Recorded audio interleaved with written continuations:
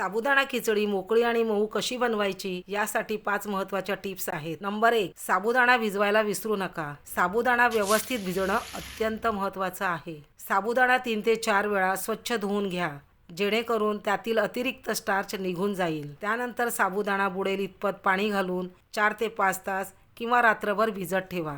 1 cup साबुदाणा असेल तर पाऊण कप पाणी लागते. नंबर 2, शेंगदाणे खमंग, खरपूस, कुरकुरीत होईपर्यंत भाजून घ्यायचे. शेंगदाण्याचा कूट अगदी बारीक करू नका. थोडासा जाडसर आणि थोडीशी भरड असा कूट करून घ्या. त्यामुळे खिचडीला छान टेक्स्चर येते. नंबर 3, कढईत साजूक तूप गरम करून जिरे, मिरची आणि बटाटा फोडणीला द्यावा. साबुदाणा घातल्यानंतर तो 3 ते 4 मिनिटे परतून घ्यायचा, ज्यामुळे तो चिकट होत नाही. नंबर 4, खिचडी झाकण ठेवून वाफेवर शिजवावी. साबुदाणा पारदर्शक झाला की त्यात शेंगदाण्याचा कूट, मीठ आणि आवडीनुसार साखर घालावी. नंबर 5, शेवटी 1 मिनिट वाफ काढून खिचडी सर्व्ह करावी. शेवटी अशी वाफ दिल्यामुळे खिचडी दीर्घकाळ मऊ आणि मोकळी राहते. अशा सोप्या आणि उपयोगी किचन टिप्स पाहण्यासाठी कुक विथ शिवानीला सबस्क्राईब करा.